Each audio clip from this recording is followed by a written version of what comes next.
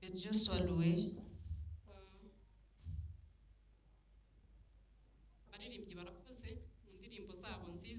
D'accord. Je remercie la chorale pour leur chanson. Ils ont chanté que quand nous serons dans le royaume de Dieu, nous verrons sa gloire. Amen. Nous allons danser pour notre Dieu. Nous y serons comme des gens qui ont reçu la victoire. Hallelujah. Amen. Il y a un jour où on embrassera Jésus.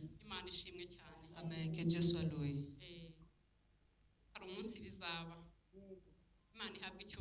Amen. Nous allons ensemble parler de la parole de Dieu. La parole de Dieu ce soir a pour sujet la visite de Dieu. La visite de Dieu.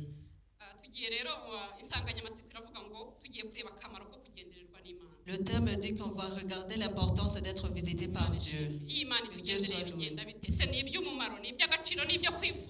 Si Dieu nous visite, qu'est-ce qui se passe? Est-ce que c'est très important? Est-ce que c'est quelque chose à désirer?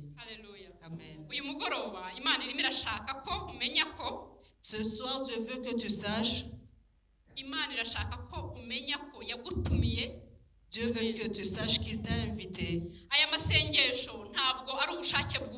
Ces prières, ce n'est pas par ta volonté.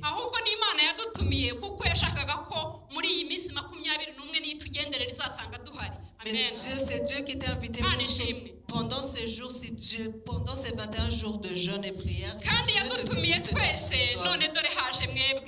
Et Dieu nous a tous invités, mais c'est vous qui êtes venus ici. C'est vous qui êtes ici pour vous préparer pour cette invitation de Dieu. Je veux te dire que ce soir, Dieu va te visiter si tu es attentif. Je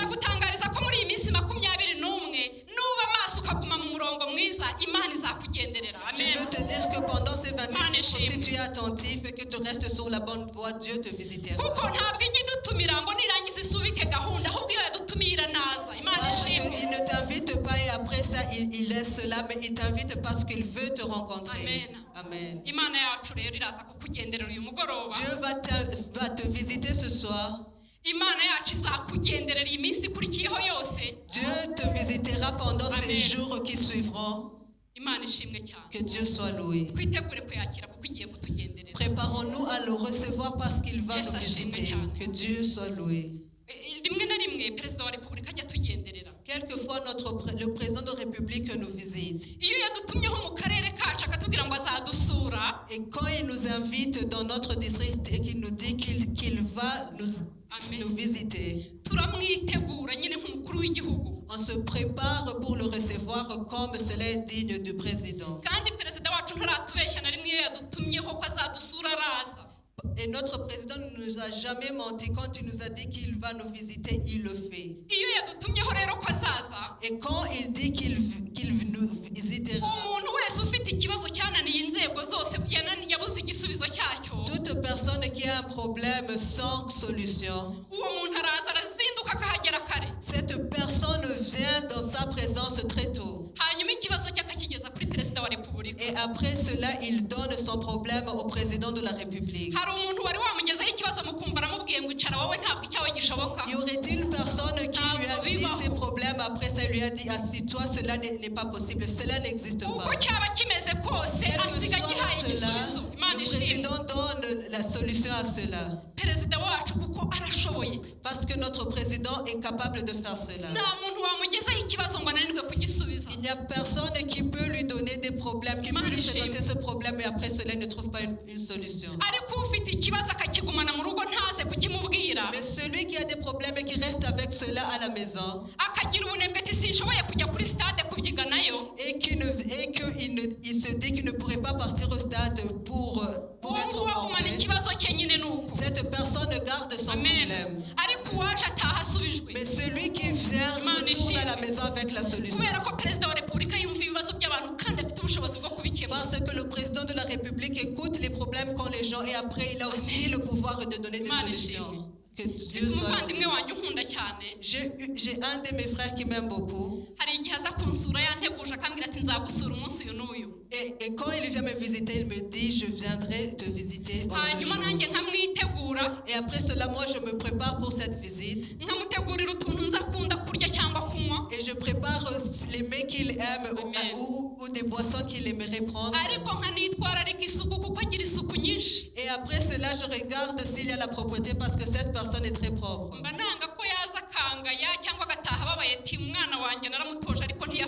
Cela, c'est parce que je n'aimerais pas que quand il vient, il trouve que je n'ai pas fait cela et après cela, il ne m'aime pas.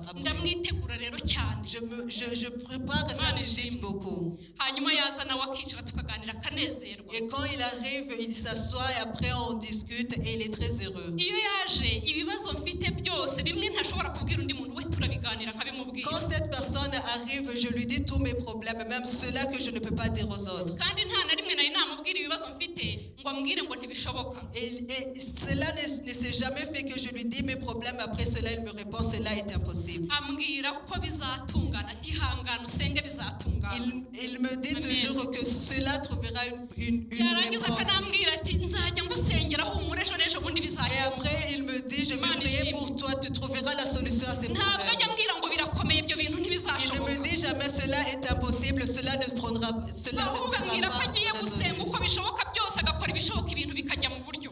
Mais il me dit qu'il va prier et qu'il va faire tout ce qui est en son pouvoir pour que cela trouve une solution. Parce que c'est mon parent qui m'aime, qui me veut du bien. Et moi je m'ouvre à lui et je lui dis tout ce qui m'arrive. Et alors il y a quelques fois où il vient par surprise. Et quand il vient ainsi, il trouve que je suis dans mes activités. Et quand il trouve que je suis en train de faire la vaisselle, il se part en tête. Quand il trouve que dans le salon il y a des désordres, il commence à ranger les choses dans le salon. Que Dieu soit loué. Parce qu'il m'a trouvé dans les activités qu'il ne m'a pas dit. Alors quand il me trouve ainsi, il vient et il m'aide. Et quand il est temps de dormir, je lui donne les draps et après il met cela. Parce que tout cela parce qu'il est venu par surprise. Que Dieu soit loué. Alors dans le royaume de Dieu, cela se passe. Dieu nous a invités. iradutumira kuko igomba kutugenderera muri iyi minsi 21. Et il nous a invités parce qu'il veut nous visiter pendant ces 21 jours. Haleluya. Amen. Hanyuma hariho babipinze ntibaje nyine. Et après il y a ceux qui ne sont pas venus parce qu'ils n'ont pas hariho batabyitayeho bagize ubunebwe ntibaje. Il y a ceux qui n'ont pas voulu venir. Imana yacu nishimwe. Amen. Ariko twebwe twaje. Nous sommes ici. Amen. Amen. Birashoboka ko ufite ibibazo byinshi. Il est possible que tu aies beaucoup de problèmes. Parce que ceci est un temps d'être visité par Dieu. Je te remercie, toi qui as reçu cette révélation. Alors, ne sois pas seulement ici, mais montre cela à Dieu. Montre tes problèmes à Dieu. Parce que Dieu est présent dans ce monde. Ne sois pas distrait parce que Dieu est là. Ne rentre pas avant d'avoir tout dit à Dieu. Si tu dis à tes problèmes à une personne et Dieu peut faire aussi cela. Il n'y a rien qui soit impossible à Dieu. Il est capable de tout faire. Aujourd'hui, Dieu veut que tu lui dises tout ce qui se passe dans ta vie. Que Dieu soit loué. Amen. Et je sais que tu es préparé. Si tu n'es pas préparé, on verra ce qu'on peut faire. Si tu n'étais pas préparé à cela maintenant, sache que Dieu est là aujourd'hui et qu'il est préparé à t'écouter aujourd'hui. Et là, en ce 21 jours de prière, et ne sois pas distrait.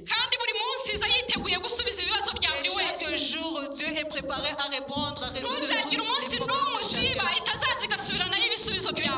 Que tu ne sois absent aucun jour parce que afin que afin que quand il visite, il puisse répondre à ta requête. Amen. Alléluia. Amen. Regardons la parole de Dieu. Avant de lire la parole de Dieu, je veux te dire que la vérité qui se trouve dans ce message, Dieu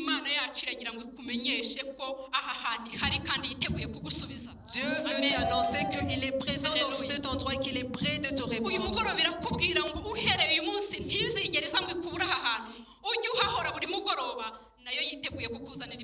Et aujourd'hui, il veut que tu saches qu'il ne faut pas que tu sois absent ici parce qu'il est prêt à te répondre. Alléluia. Amen.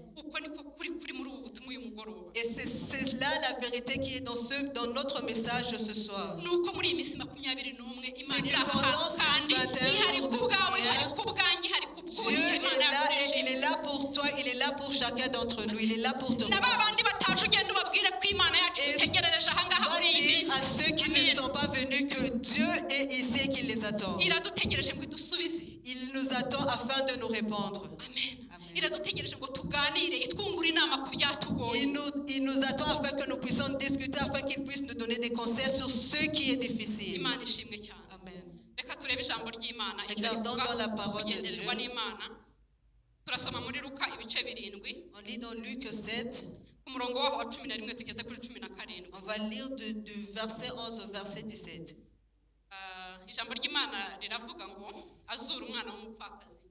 La parole de Dieu parle sur le jour où Jésus-Christ a ressuscité l'enfant de la veuve.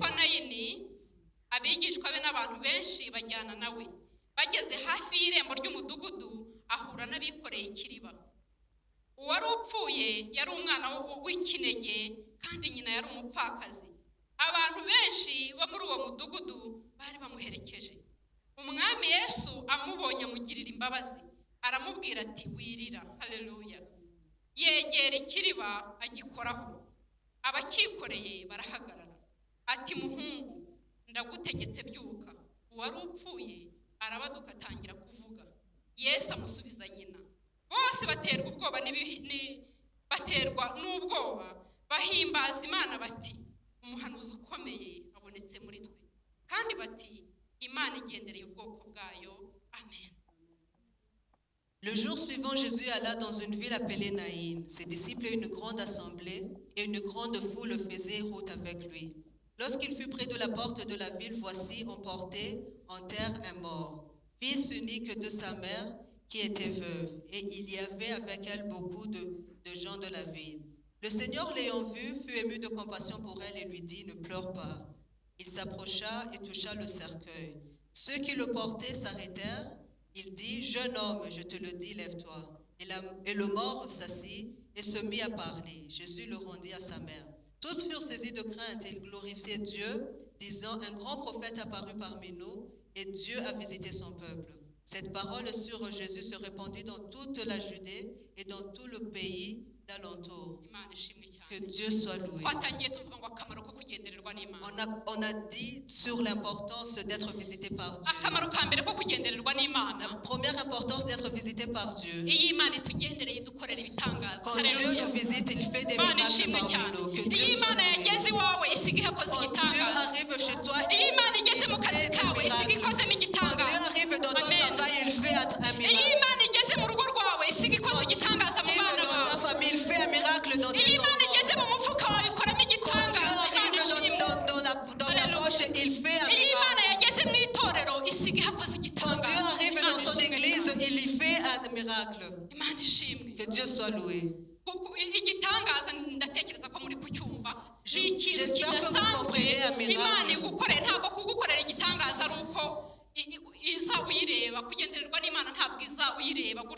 C'est quelque chose de grand que Dieu fait. La visite de Dieu, tu ne peux pas le percevoir par la vue, mais quand Dieu te visite, tu vois qu'il a changé quelque chose dans ta vie. Cette chose qui était impossible, il arrive et il le fait. Ce jour-là, tu sais que Dieu t'a visité. Parce que ce qui est impossible à toi et aux autres, Dieu l'a fait. C'est Dieu, c'est un Dieu qui est capable de faire l'impossible.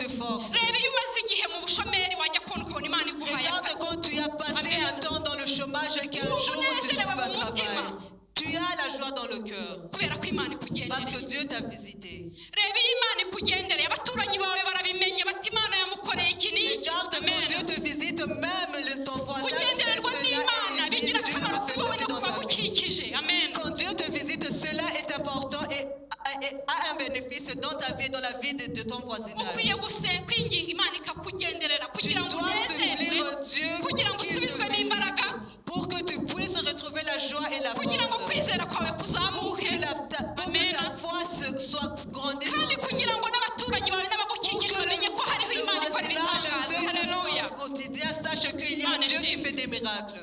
haleluya. Alléluia. Ibitangaza Imana ijya ibikora, Imana yacu ishimwe. Dieu est capable de faire des miracles, que notre Dieu soit Alléluia. loué. Amen. Igihe kimwe ngo Yohana ari mu nzu y'imbohe, Une fois, il y a un jour où Jean était dans la maison, dans la prison, arangije ngo atangira gushidikanya Imana, atuma kuri Yesu. et après cela, il a commencé à douter sur Dieu, et il a demandé de voir Ni Jésus. ukuvuga ngo uburoko bwaramuriye, ahita atangira gukeka ko Yesu adahari, atari we. C'est-à-dire que la prison lui avait vraiment envoyé après cela, il était en train de se demander sur Jésus-Christ. Imana yacu idufashe. Et Dieu nous aide. Haleluya. Amen. Arangije ngo atuma kuri Yesu. Après cela, il a envoyé quelqu'un vers Jésus. Imana idufashe cyane. Amen. baramubwira ngo ese ni wowe na twari turindiriye cyangwa dutegereze undi. Il lui a demandé une question, est-ce que c'est toi que l'on attendait ou est-ce qu'il y a un autre qui viendra après toi? kubera ko yatangiye gushidikanya, Parce qu'il a commencé à kubera ko douter. ibigeragezo byamubanye Parce byinshi, que les épreuves étaient nuko nawe nombreuses. uyu munsi ushobora kuba ufite ibikugoye. Juste parce même aujourd'hui, peut-être que tu es dans des uwo situations. munsi ukaba watangiye gushidikanya Imana, tumenye ya Mana nakurikiye ntayihari. Et que là, tu es en train de douter sur Dieu, de uti dire ya Mana peut-être ce nakurikiye Dieu birashoboka ko wenda irahari ariko ntishoboye, que ce Dieu que j'ai suivi est peut-être vivant, mais il n'est Kubera pas ko capable ibibazo de byabaye régler byinshi. cela. Parce que les problèmes sont devenus nombreux. ariko Imana nikugenderera uraza kumenya ko Imana Mais ihari. quand Dieu Amen. va te visiter, tu sauras Yohana que nawe ngo ce Dieu est yinjiye muri vivant. ibyo bihe bikomeye by'uburoko, Et Jean, quand il est entré dans ces moments durs de la prison, atuma kuri Yesu atari ko ni wowe twari turindiriye il a cyangwa envoyé dutegereze undi. vers Jésus pour demander si c'est Nawe lui qu'on ntegereza attendait amufashe. ou qui l'attendait, Imana notre idufashe. personne. Hanyuma Yesu ntabwo yigeze yisobanura kuri Yohana. Mais Jésus-Christ Imana ishimwe. ne s'est jamais expliqué vers Jean. bwa bubazo bwose tujya tubaza Imana, ese uko ko warantaye iki? Ntabwo yisobanura mu magambo. Amen. Dieu ne s'explique pas dans les mots. Imana ntabwo yisobanura mu magambo. Dieu ne s'expliquera pas dans les mots. Abantu nitwe twisobanura, ukiregura ukagira gute. C'est nous qui nous expliquons. Imana yo yisobanura mu bikorwa. Imana Dieu yacu nishimwe. s'explique par ses actes. Haleluya. Yirazi igakora ibikorwa byayo bikakwereka ko Il iriho. vient et il fait ses miracles. Il Irakugenderera igasiga ikoze umurimo ukivugira. Imana et ishimwe. il fait une Haleluya. œuvre et cette œuvre. Hanyuma ngo arangije Yesu ngo amutuma aramubwira ngo mugende mumubwire ngo haleluya, Et cela, Jésus-Christ a envoyé un homme pour ngo abarwayi barakira, haleluya, les malades sont ngo guéris. impumyi zirahumuka, Les aveugles amen, retrouvent la ngo vue. ibitangaza birimo Et birakoreka, que les miracles haleluya. s'accomplissent. Imana ishimwe. Que Dieu Umva igisubizo soit loué. yaramuhaye. Écoutez la réponse que Jésus Hanyuma Yohana a ahita donnée. amenya rero ibyo ari byo. Et Imana alors ishimwe. Jean a connu Umuntu ce qui w'umunyamwuka iyo Imana ivuze abasha kumva icyo ivuze. Quelqu'un de Amen. spirituel, quand Dieu Dukwiye nous kugira parle, n'ugutwi il kumva Imana sait de quoi tukamenya Dieu ibyo Imana parle. ivuze tukabisobanukirwa. Amen. Yohana amaze kumva icyo gisubizo cya Yesu, Quand Jean a entendu cette réponse que Jésus lui avait yahise donnée, amenya ko nta wundi bategereje urenze uwo nguwo. il a Amen. connu qu'il n'y avait personne qui Niba viendra ibitangaza après birimo Jésus, qui n'attendait bikoreka que nta Jésus. wundi ubasha kubikora. Si les Amen. miracles s'accomplissent, il n'y Niba a abarwayi personne barimo d'autre qui bakira nta peut wundi faire muntu wari cela. warigeze akiza Si les abarwayi muri uwo malades sont mudugudu. guéris, il n'y a Niba personne impumyi qui zirimo peut faire zihumuka cela dans nta le wundi wigeze district. yakora ibyo. Si Amen. les aveugles retrouvent la vue, il n'y a pas Yohana ahita amenya d'autre igisubizo personne qui ati uyu puisse niwe cela. nta wundi turindiriye. Imana Alors, ishimwe. alors Jean a compris que celui-ci, c'est celui qu'on Alléluia. attendait. Il n'y a personne d'autre qui viendra après lui. Iyo Imana yatugendereye ibitangaza byayo bitumenyesha ko ihari. Amen. Quand Dieu te visite, ces miracles Yesu te nashimwe. dit que Dieu est vivant. Umunsi Imana yakugendereye Le ntuzongera jour où kwibaza Dieu ngo te ese irahari, visitera, ngo ese irankunda. Tu ne te Oya. poseras plus les questions. Amen. Est-ce que Dieu existe? Est-ce qu'il m'aime? Ibitangaza byayo bizakwereka ko Parce igukunda. que ces miracles Amen. te montrera que Dieu n'ikimenyimenyi uyu munsi kuba uhumeka ni Sache que ikimenyetso si ko Imana aujourd'hui ihari. tu es vivant, Amen. c'est Ni une ikimenyetso ko Imana preuve igukunda. que Dieu existe, que Dieu t'aime. Haleluya. Ni ikimenyetso Alléluia. ko Imana yakugendereye kuba uri aha C'est une ngaha. preuve. Haleluya. Toi, ta présence ici, c'est une preuve Kuko hari que abandi Dieu batari aha t'a barwaye. visité. Imana Parce ishimwe. qu'il y a ceux qui ne sont pas ici et qui sont Hari malades. abandi bafashwe n'ubunebwe baguma mu rugo. Il y a ceux qui n'ont pas pu venir à la maison et qui n'ont pas pu Alléluia. venir ici et qui sont à la Ariko maison. wowe kuko wagenderewe Mais n'Imana parce niyo que toi, mpamvu tu uri as aha. été Imana visité ishimwe par Dieu. cyane. C'est pour cette raison Amen. que tu es ici. Hanyuma Amen. Yohana ijambo Après rya ça, Yesu rimwereka Jean, ko nta wundi muntu barindiriye La uretse parole uwo qu'il a reçue de Jésus-Christ lui amenya a ko montré umuhanuzi que bari barindiriye ari uwo. le Amen. prophète qu'ils attendaient, c'était Jésus. Kubera ibikorwa bya Yesu. Parce que, Amen. à cause des œuvres que Jésus-Christ faisait. Umwami Yesu nagera mu rugo rwawe Quand Jésus-Christ uzamenyekana. viendra Amen. dans ta maison, il Uzabimenya sera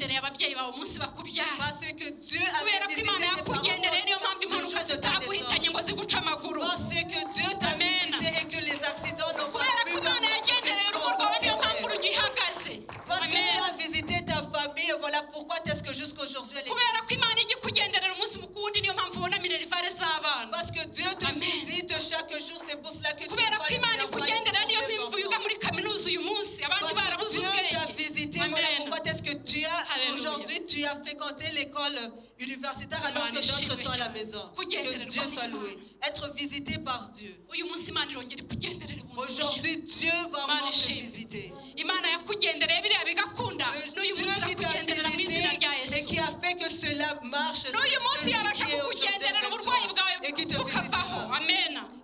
Et Dieu peut te visiter et ta maladie Imana peut te ishimwe. visiter jusqu'à ce que ta maladie s'en aille. Kubera ko Imana iyo itugendereye n'ibyapfuye birazuka. Parce que quand Dieu nous Alléluia. visite, même ceux qui étaient morts retrouvent vie. Kubera ko Imana iyo itugendereye Parce que quand ibitari Dieu biriho nous birongera visite, bikajyaho. ce qui Alléluia. n'existe pas prend vie. Imana ishimwe cyane. Amen. Amasaha aramfashe ariko reka mvuga kandi kantu kamwe hanyuma nsoze. Uzabikomeza ikindi gihe. Alléluia. Ariko ndagira ngo nkubwire ngo uhumure. Alors j'aimerais te dire de te fortifier. Amen. Amen. Imana yacu ni Imana itugenderera umunsi ku wundi. Notre Dieu est celui qui nous visite chaque jour. Haleluya. Amen.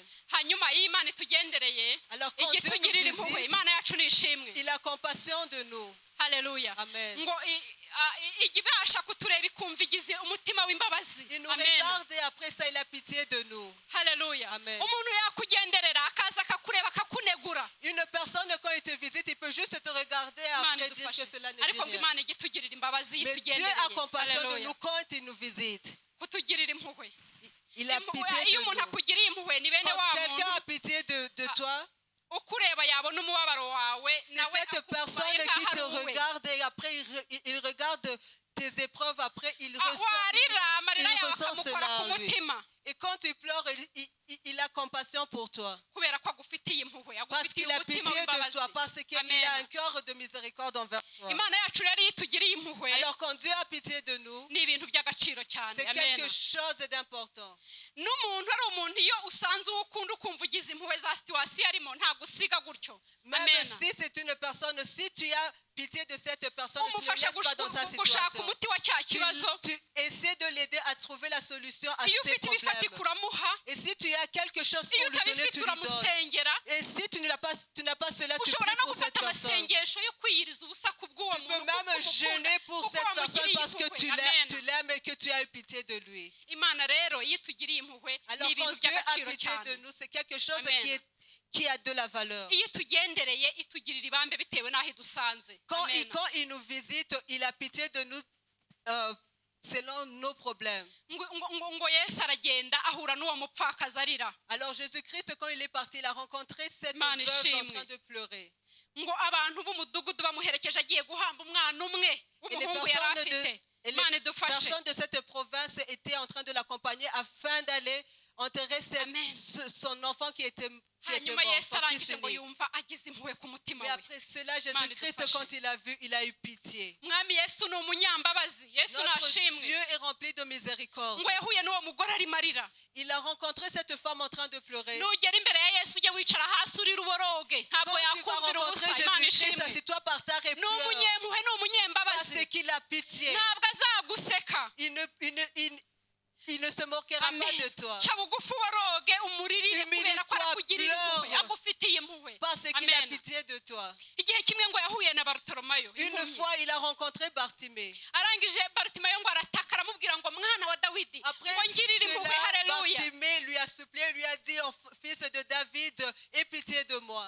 ntabwo yigeze amubwira ngo mwana wa Dawidi mpumura. Il ne lui a pas dit, fils de David, rends-moi la vue. ntiyamubwiye ngo mwana wa Dawidi mp'ibyo kurya. Il ne lui a pas dit, fils de David, donne-moi à manger. ahubwo yaramubwiye ngo ngirire Mais impuhwe. il lui a dit, aie pitié de moi. kubera ko impuhwe ni ikintu gikomeye Imana iyo Parce yakugiriye que impuhwe. avoir pitié, Haleluya. quand Dieu a aho pitié de kugira ngo toi, c'est usabe quelque Imana chose de amafaranga valeur. yisaba impuhwe Au lieu nikugirira de impuhwe. demander Haleluya. l'argent à Jésus-Christ, demande-lui d'avoir pitié de toi. Barutimayo ni umunyabwenge cyane yavuze ati mwana wa Dawidi Bartimée ngirira était impuhwe. très intelligent parce qu'il a dit, enfant de fils de David, kuko aie yari pitié de ahishuriwe moi. ko Parce namugirira qu'il a été impuhwe révélé araza no que s'il kumuhumura. trouve Amena. grâce à ses yeux, il lui rendra même la vie. namugirira impuhwe araza kumuha imyenda yo kwambara. Jésus-Christ Amen. a pitié de lui, il lui changera même ses vêtements. namugirira impuhwe araza gusiga amuhaye ibyo kurya. Amen. Quand Jésus-Christ a pitié Imana de lui, ishimwe. il lui donnera même la ni nourriture. ukuvuga ngo yararebye C'est-à-dire asaba que ikintu cy'ingenzi gikubiyemo byose. Il a Amen. regardé, il a trouvé que uyu munsi nawe wibuke gusaba ikintu cy'ingenzi gikubiyemo ibintu byose imbabazi z'Imana. Haleluya. Haleluya. implore la miséricorde de ndakwinginga uyu munsi ngo Dieu. usabe impuhwe z'Imana zikugeraho mu Aujourd'hui, izina rya Yesu. implore que la miséricorde Umwami de Yesu Dieu nakugirira imbabazi ntabwo agera iwawe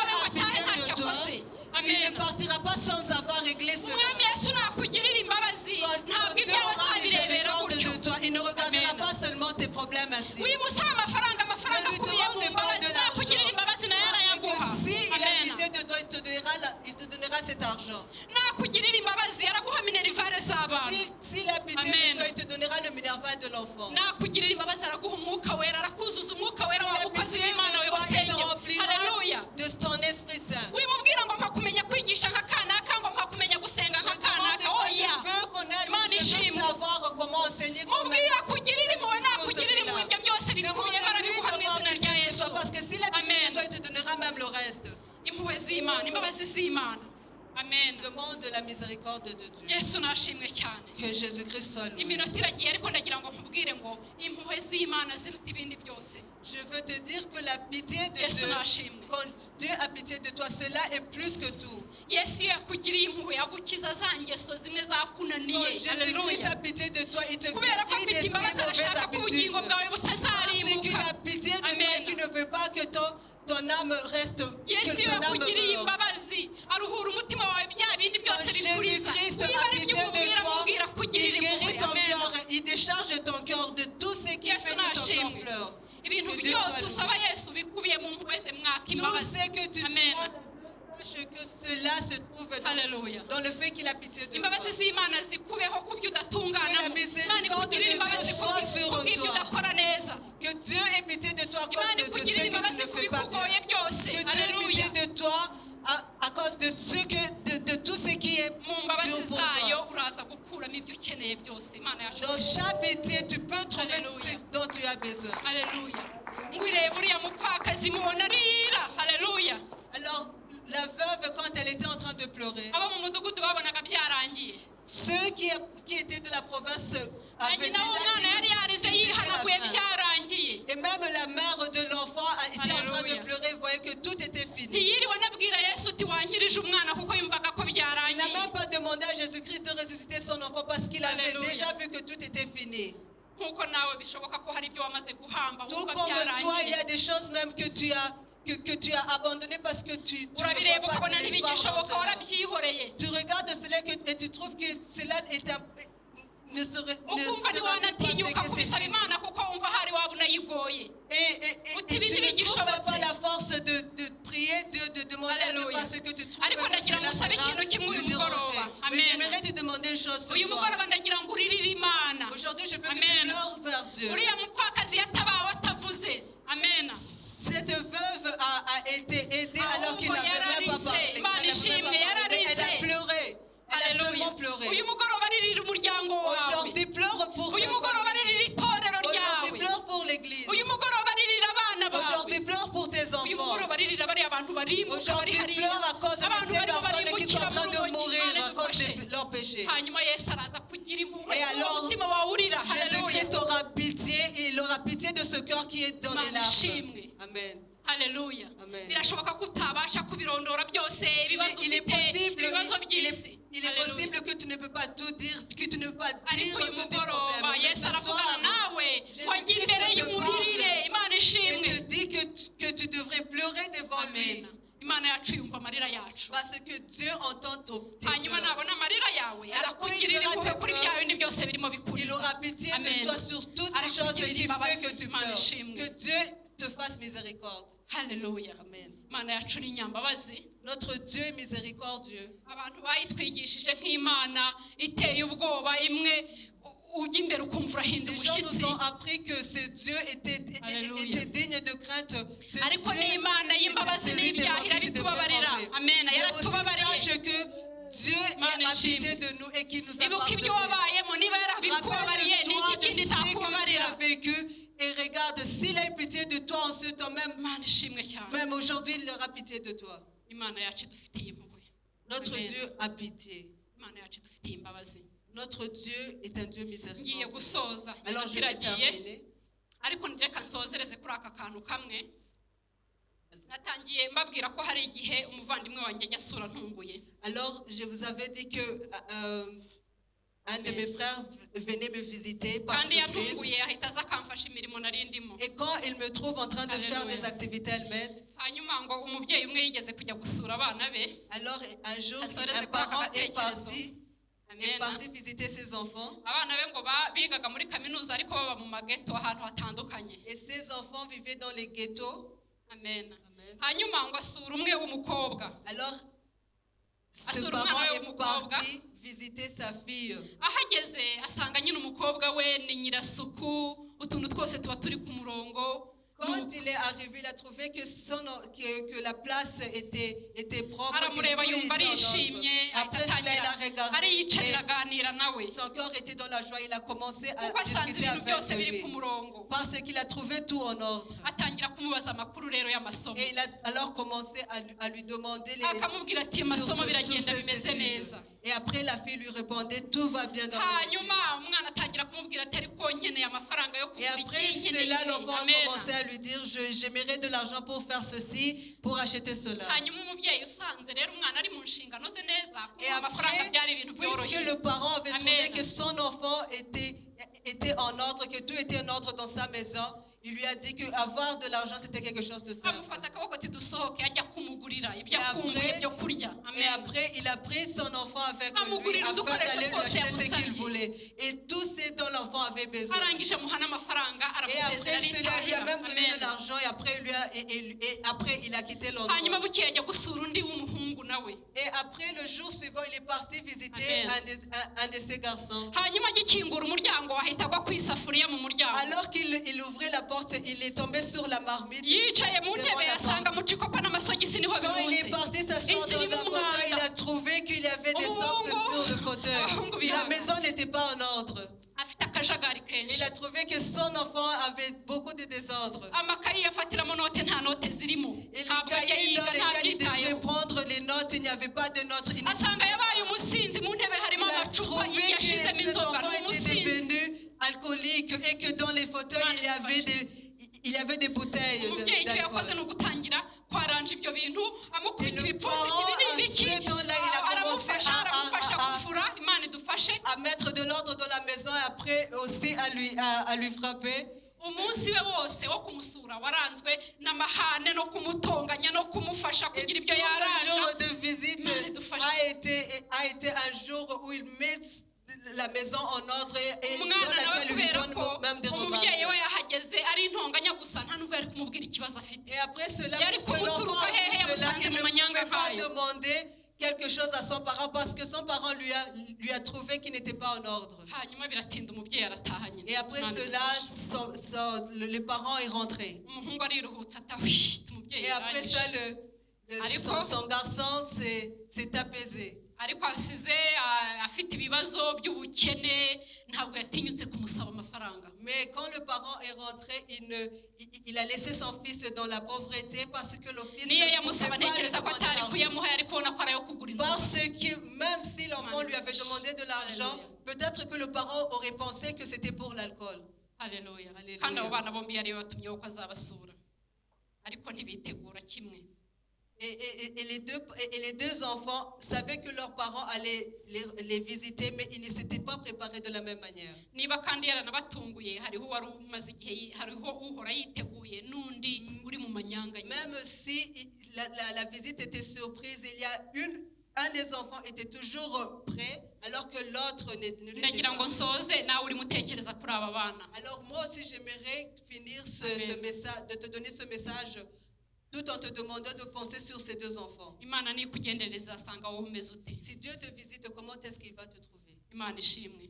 nisanga witeguye uzabyungukiramo. Si te trouves prêt, cela Amen. sera bénéfique pour toi. ni akanya keza ko kuganira nayo ukayibwira ibikubabaje kandi Cela igasiga est un ibikoze. bon moment de parler Alléluia. avec lui, de discuter avec lui et de lui dire tes problèmes. ariko nisanga ujagaraye mu buzima bwawe Mais s'il trouve que tu n'es pas en ordre, bizaba ngombwa ko igukubita ibipfunsi cela kugira ngo irebe ko lui yagushyira poussera ku à te murongo. frapper Imana idufashe. afin qu'il te mette sur la bonne voie. hari igihe bizaba ngombwa ko ikoherezaho ibigeragezo kugira ngo irebe ko wava muri ibyo bintu Il y a un ukayigarukira temps où cela sera nécessaire Imana qu'il te idufashe. mette dans les épreuves pour qu'il puisse te ramener sur la bonne hari igihe voie. twinjira mu bigeragezo kubera ko imana irimo ibitwoherezaho ngo irebe ko twagaruka mu murongo. Il y a quelque temps on Bikaba passe dans les ibipfunsi, bikaba épreuves ibinyafiri parce bikukubita qu'il veut qu'on kigarukira. retourne Imana idufashe. dans la bonne voie. nk'uko uriya mubyeyi yagiye arimo akubita umwana ati ibi ni ibiki ibi ni ibiki. Comme le parent est arrivé chez le garçon, il lui a frappé et il voulait lui ramener sur la bonne voie. hari Cela igihe s'est passé turira ngo sur imana cette yatinze notre Dieu. kudusubiza Et il y a quelque temps on pleure parce que Dieu a tardé de nous répondre. kandi umunsi yatugendereye ntiyabonye akanya ko gusabana natwe. Alors que le jour où il nous a visités, il n'a pas trouvé un moment pour nous parler. yahingukiye ku bibi byinshi byacu Il ibanza est kwaranja arrivé ibyo ngibyo sur ijya muri ibyo beaucoup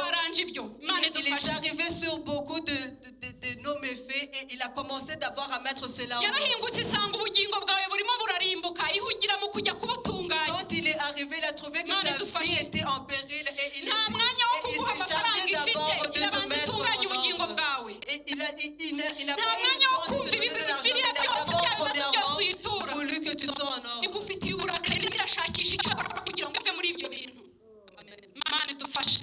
Et Dieu soit loué. Imana idufashe cyane. Kandi kugira ngo bivemo hari igihe biba ngombwa ko igukuza yonyine convocation. Alors que pour que Imana idufashe. alors Uko pour que tu yakohereje puisses invitation sortir wanga dans kuyitaba cela, hari igihe biba ngombwa ikaza izindi mbaraga kandi ziri buze kukubabaza. il est quelquefois nécessaire que Dieu te fasse passer par des épreuves pour qu'il puisse te mettre en ordre. Uyu mugoroba ndagira ngo nkubwire ngo Imana irimo iratugenderera. Ce jour, je voudrais te dire que Dieu est en train de nous visiter. Iraza gusanga wifashe ute mu mwuka mu buzima Comment bwawe. te trouvera-t-il? Est-ce que tu es préparé dans ton esprit? Uriteguye ku buryo iri buze mwiganirira uyibwira bya bindi nayo Es-tu bityo. préparé pour que quand il arrive, vous puissiez discuter? Cyangwa irabanza kujya gutunganya bya bindi wangije ihugire muri ibyo ngibyo itahe nta n'ikintu. Est-ce qu'il arrivera d'abord et commencera à mettre ta vie en ordre et à régler ce que tu n'as pas bien fait? Uze kwitegereza neza wisuzume. Examine-toi Urebe ko kudasubizwa kwawe. et regarde si le manque de réponse dans ta vie. Ese aho nuko Imana itagiza cyangwa aho iraza igasanga urimo ahantu habi igahugira mu gutunganya aho hantu. Peut-être que Dieu, quand il arrive, il te trouve dans des situations désordonnées, il veut d'abord t'enlever dans cela. Hanyuma wabona abandi basubizwa ukavuga uti dorabikunda. Et après, quand tu vois les autres en train de recevoir leur réponse, tu commences à penser ariko que Dieu ntukwiye les a. kuyirenganya, birashoboka ko ikugenderera ikaza kugukura muri uwo mwanda igahugira muri ibyo. Mais ne parle pas, c'est parce que Ishaka tu vois, stratégie yo peut-être kugukura que muri Dieu, ibyo quand bintu il est bibi venu te ugiyemo. visiter, il a trouvé que tu étais dans des désordres, tu n'étais pas préparé et il a commencé d'abord tout premièrement à te préparer. Uyu mugoroba ndakwinginga ngo Aujourd'hui, je igihe cyo voudrais te kugendererwa supplier n'Imana que dans ce temps de visite Amen. de Dieu, twitegure. nous soyons Twitegure préparés. Imana. Nous Amen. soyons préparés à recevoir Dieu. Birashoboka ko muri iyi minsi urimo usaba umwuka wera kuko Il est umurimo possible wahawe qu'en Imana ce temps, tu umpaye demandes inshingano l'Esprit Saint runaka de servir yuzuza ce qui t'a umwuka wera appelé. mbashe guhagarara mu Et après, tu nshingano dis, zawe. Dieu, donne-moi l'Esprit Saint pour que je puisse me tenir dans l'appel. Isuzume witegure Imana kugira ngo Regarde-toi niza et izaza ije mets-toi en kugusubiza ordre. ntizaza ije kugutunganya Que quand il arrive, il amène des réponses et non pas pour qu'il vienne te redresser. kubera ko mu kugutunganya hari igihe kubabarizamo. Parce que quand il te redresse, cela vient quelquefois avec de la peine. Hari igihe isanga warangiritse bikaba ngombwa ko iguhonda ikagucoca ikagukora mu Il y a bushya. quelquefois, il te trouve que tu as été détruit et pour te ramener sur la bonne voie, Hari igihe il isanga warataye t'applique la umurongo douleur. bikaba ngombwa ko iguhondahonda ikakubumbabumba bundi bushya kandi aho hantu urahababarira. Imana idufashe. Muhaguruke dusenge. Lèvons-nous pour prier. Ariko ni igihe cyacu cyo kugendererwa n'Imana. Mais ceci est notre temps d'être visité par Dieu. Que Dieu soit loué. Alléluia. Amen. Wishimire kugendererwa n'Imana ndetse ubisengere Que tu ubisabe sois dans la kugenderere muri iri joie joro. à cause de cette visite de Usabe Dieu. Imana ngo ikugenderere muri aya Et masengesho que tu demandes à Dieu de te visiter pendant ces temps de prière. kuko nikugenderera iraza Parce que kukugirira impuhwe. Amena. s'il te visite, il aura pitié de toi. Nikugenderera iraza kugukorera S'il ibitangaza te visite, il fera un miracle dans ta vie. kandi birakugirira akamaro bikagirira Il n'aba bandi aura muturanye. une grande valeur Amen. pour toi et pour ton voisinage et pour Alléluia. ceux qui sont dans l'alentour. Hanyuma ni igihe cyawe ngo wisuzume kugira ngo nikugenderera Ceci est ton- itagira ibindi ton bintu temps kugira de ngo ihugire mu t'examiner. kukwitaho. Amena. Pour que quand Yumva Dieu te gusenga visite, kwawe, il yumva prend kwifuza soin de kwawe. toi. Amena. Isange witunganyije. Pour que Dieu, quand il te trouve, il trouve que tu es déjà préparé et en ordre. Imana ibahe umugisha. Que Dieu vous Mwami bénisse. mwiza Yesu, turi imbere yawe mugoroba. Turagushima kubw'ijambo ryawe utuguje. Mwami waratugendereye kuva tuvutse n'uyu munsi wongeye uratugenderera ndetse n'ejo uzatugenderera. Haleluya. Turagushima kuri Imana igitugenderera kandi iyo uhageze Mwami utureba n'impuhwe kuko uri Imana y'impuhwe n'imbabazi. Uri Imana igitugenderera bikatugirira akamaro cyane kuko iyo ugeze iwacu ibitangaza birakoreka. Ubwoko bwawe buri imbere yawe Mwami. Dore ni ukuri bahagurutse baza mu nzu yawe kuko bifuza kubagenderera. Hari byinshi bafite bibagoye barifuza ko wabagenderera ukabitunganya Mwami ukabibakemurira. Ndabasengeye cyane muri uyu mugoroba ngo bagenderere mbere ya byose ubagirire impuhwe. Ufite ukuntu atagutunganiye umugirire imbabazi umukize ibyaha. Haleluya. Umukize kamere mbi mu izina rya Yesu. Hanyuma nurangiza mu mpuhwe zawe umuhereza ibyo agukeneyeho. Ndabasengeye cyane kugira ngo Mwami Imana ubagenderere ukora ibitangaza mu buzima bwabo. Uwiteka Imana hamurwa Yesu waratugendereye ukora ibitangaza. Ndasenze kugira ngo ukomeze utugenderere ukore n'ibindi bitangaza bidasanzwe. Ukomeze